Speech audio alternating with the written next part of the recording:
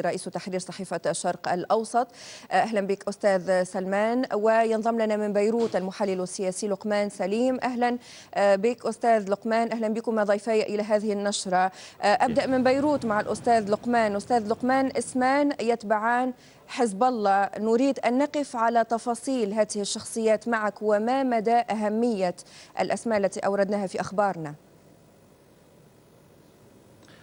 يعني لا شك بأن الاسمين اللذين وضعا اليوم على لائحة الإرهاب هما من الأسماء المتداولة، واسم الوحدة 1800 هو أيضا من أسماء الوحدات المتداولة، والتي يبدو أن أحد مهماتها المحلية هو رصد ومتابعة البعثات الخارجية. وبالتالي فالقرار السعودي يعني يصيب مكانا حساسا من بنية حزب الله، دون أن نبالغ في ذلك، بمعنى دون أن نبالغ في المسؤوليات أو في إمكانية إحلال آخرين أسماء حركية أخرى لهؤلاء. المهم في تقديري هو الرفع في مستوى المواجهة وتصويب مفرداتها. فالرفع مستوى المواجهة أولا هو في التهم الموجهة لهذين الشخصين. فالتهم ليست أمنية فقط، ليست عسكرية فقط، ليست سياسية فقط، إنها تهم عامة. والأمر الثاني المهم هو مسؤوليتهم عن عمليات على مستوى المنطقة، وبالتالي فالمواجهة لم تعد محصورة في نطاق جغرافي ضيق هو سوريا أو اليمن، ولكننا نتحدث عن أمن الشرق الأوسط عموما. طيب. الأمر الثاني الذي أعتبره غاية في الأهمية هو تصويب المفردات عند استهداف هؤلاء الأشخاص. يعني اليوم هؤلاء الأشخاص هم مستهدفون لأنهم ينتمون إلى حزب الله وليس لأنهم شيعة، وأظن بأن هذا الأمر غاية في الأهمية. وكذلك الأمر بالنسبة لل44 الذين ذكرت جريدة الحياة بأنهم يخضعون أو تخضع عملياتهم المالية والعقارية للتدقيق. نعم أستاذ لقمان، تفضل بالبقاء معنا. نتحول إلى لندن مع الأستاذ سلمان الدوسري. أستاذ سلمان، إلى جانب إدراج اسمين من حزب الله على قائمة الإرهاب، صحيفة الحياة أوردت إجراءات مالية ستتخذ أو بدأت السلطات السعودية اتخاذها في حق 44 لبناني. نحن نتحدث على أي مرحلة إجرائية تتخذها السعودية لحماية أمنها في هذه المرحلة؟ يعني دعينا نعود قليلا قبل عامين بالضبط، في يونيو 2013 قالت دول مجلس التعاون الخليجي أن اعتبرت أن حزب الله منظمة إرهابية ولم تضعه في لائحة الإرهاب، وهذا موضوع آخر ربما نعود إليه. وقالت أنها ستتخذ إجراءات فيما يتعلق بتمويل الحزب وأيضا النشطاء الذين يتعاملون معه من دول الخليج. وخلال الفترة الماضية قامت دول الخليج ببعض الإجراءات. خطوة اليوم أتحدث عن القرار السعودي باعتبار القياديين أنهما والاتهامات التي وجهت إليهما هذه أول خطوة رسمية سعودية مباشرة تستهدف حزب الله. وفي هذا رسالة أن السعودية أيضا متجهة إلى خطوات أخرى تجاه هذا الحزب. الفترة الماضية انتظرت السعودية ودول الخليج طويلا ليس للحفاظ على حزب الله ولكن للحفاظ على شعرة معاوية للدولة اللبنانية التي قد تتأثر من أنشطة حزب الله. لذلك دول الخليج لم تضع حزب الله على لائحة الإرهاب، لأن هناك اعتبارات قانونية قد تتضرر منها الحكومة اللبنانية التي جزء منها مكون من حزب الله. ولكن للأسف أيضا دعيني هنا أن أقول أن الحكومة اللبنانية في الفترة الماضية، أتحدث عن الشهرين الماضيين، لم تواجه ما قام به حزب الله من تصعيد، بل أنها سهلت له بعض الأمور، مثل بث خطب حزب نصر الله، خطب حسن نصر الله التحريضية والشتائمية ضد السعودية ودول الخليج على التلفزيون الرسمي. لذلك لم يكن هناك بد من اتخاذ هذه الخطوة. ويمكن القول أن هناك خطوات أخرى قادمة تستهدف حزب الله، خاصة أن حزب الله يعني صرح فيها منذ فترة من سنوات أنه وعد حسن نصر الله، وعد بأنه سيجر المنطقة إلى أتون الأزمة السورية. دول الخليج، السعودية ودول الخليج دول عاقلة لم تنجر إلى هذه التهديدات وصبرت كثيرا من أجل الحفاظ على مصلحة اللبنانيين وحتى الآن. لكن ولكن في الفترة القادمة يبدو أن هناك تعريض لأمن المنطقة من عناصر حزب الله المنتشرين في كل مكان. فإذا ربطنا ذلك بالخبر الذي نشرته الزميلة الحياة اليوم عن 44، أنا أعتقد أن هناك المئات ممن هم متورطين في أنشطة حزب الله في دول الخليج. المئات رقم كبير، لكن لما تتحدثون أستاذ سلمان على إجراءات منتظرة متطورة أكثر، ما الذي تقصدونه لو سمحتم؟ وهل يمكن في هذه المرحلة الحديث على تحول في العلاقات اللبنانية السعودية، أو أن الأمر ليس بهذه الأهمية؟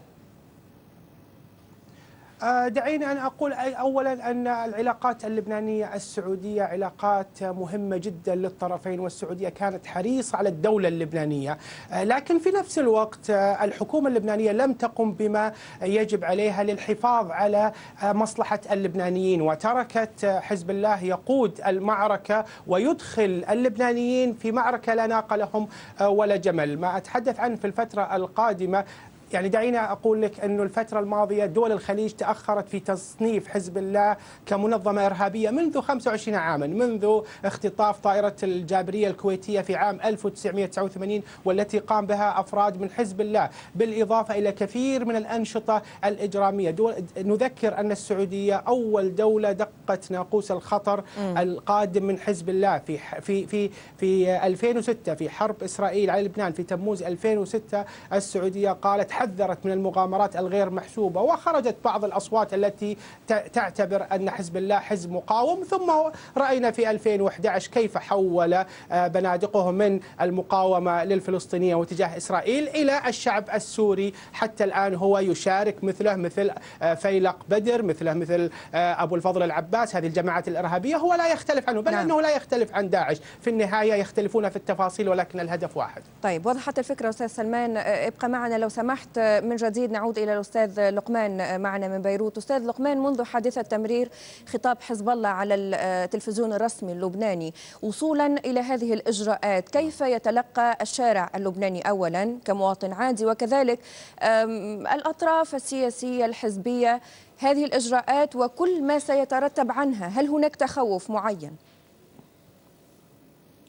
يعني شكرا على السؤال، ودعيني أضيف إلى ما تقدم به الأستاذ سلمان أن حزب الله لا يقوم فقط باستعمال مرافق الدولة اللبنانية الإعلامية مثلا لبث شتائمه ذات اليمين وذات اليسار، ولكن حزب الله يقوم وقام خلال الأيام الماضية بتهديد مواطنين لبنانيين شيعة وغير شيعة في أمنهم. والحكومة اللبنانية بالطبع وقفت موقف المتفرج ولم تبادر حتى إلى السؤال عما يعنيه إعلام حزب الله عندما يصف بعض اللبنانيين سواء بالخيانة أو بالعمالة أو بغير ذلك. يعني فلنقل بأن الشارع اللبناني اليوم، ودعيني أحدد، الشارع اللبناني بما فيه الشارع الشيعي ضمناً أكثر تقدماً بكثير من الحكومة اللبنانية في موقفه من حزب الله. بكل بساطة الشارع اللبناني يرى جيدا بأن مغامرة حزب الله، ولا أعني مغامرة حزب الله السورية فقط، ولكن أعني أيضا مغامراته اللبنانية، أعني 2008، أعني 2011، أعني كل طريقة إدارته للشأن اللبناني وصلت إلى حائط مسدود، وأن المشروع الذي يحمله حزب الله اليوم لا أفق له إلا الهروب إلى الأمام، والهروب إلى الأمام على حساب اللبنانيين ودمائهم ومصالحهم سواء في الداخل أو في دول الخليج أو في دول العالم. أما الحكومة فكلنا يعرف بأن الحكومة اللبنانية الحالية إنما نشأت كحكومة ائتلافية بناء على عدم ممانعة مزدوج فلنقل من المملكة ومن إيران، وأن هذه الحكومة أقل من أن تكون قادرة على مواجهة حزب الله أو على اتخاذ أي قرار سياسي أو سيادي حقيقي. هذه حكومة تصريف أعمال، واضح. هذه حكومة تدبير منزلي لا أكثر ولا أقل، وبالتالي أظن بأن الرهان يجب أن يكون على اللبنانيين وليس على الحكومة. طيب، الرهان يجب أن يكون كما قلتم أستاذ لقمان على اللبنانيين، لكن يبدو بأن الموضوع أوسع من ذلك، الموضوع إقليمي. أستاذ سلمان، هذا الموضوع إلى أي مدى سنتابع تداعياته وبأي شكل؟ لا يمكن أن تكون حاضر معنا سيادتكم دون أن نقرأ كذلك تصريحات وزير الخارجية عادل الجبير الذي لأول مرة في تصريحاته يستعمل مصطلح الطائفية. هذا يدلل على أي شيء؟ إيران لم تترك مجالا للحفاظ على شعرة معاوية في العلاقات الخليجية الإيرانية. إيران يعني أرسلتها مباشرة على ألسنة مسؤوليها، يعني لم يسبق لإيران أن كان هنا هذا السعر في التصريحات من رئيس الجمهورية، المرشد الأعلى، وزير الخارجية، مساعد وزير الخارجية، قائد الجيش، جميع المسؤولين ينفذون باتجاه واحد، باتجاه تعزيز الطائفية في دول المنطقة. المسألة أصبحت واضحة عندما يعني يقرن الإرهاب بالطائفية كما تحدث وزير الخارجية السعودي، فلا مجال للوقوف دون توصيف واضح، وهو ما فعله السيد عادل الجبير اليوم. أنا أظن أن إيران الآن وصلت إلى المرحلة الحد الأعلى من حربها الكلامية ضد دول المنطقة، ولكن في نفس الوقت القرار السعودي اليوم هو وجه رسالة إلى طهران أنه بدأ في تكتيف وكيلها الأكبر في المنطقة وهو حزب الله، كما بدأها قبل ذلك عندما انطلقت عاصفة الحزم مع وكيلها الآخر الحوثيين في اليمن، وهي رسالة تعيها إيران. في نفس الوقت نحن نرى أن إيران لا تتحدث إلا عبر وكلائها، فإذا تم محاصرة هؤلاء الوكلاء أو عملائها في المنطقة فأنا أظن أن صوتها سيخفو في الفترة القادمة. نعم، على كل نحن ستبقى عيننا على كل هذه التطورات. نود شكرك جزيل الشكر الأستاذ سلمان الدوسري، كنت معنا من الرياض، لا ليس من الرياض، من لندن عفوا أستاذ سلمان، وكان معنا كذلك من بيروت المحلل السياسي لقمان سليم. شكرا جزيلا لكما ضيفايا. شكرا لك.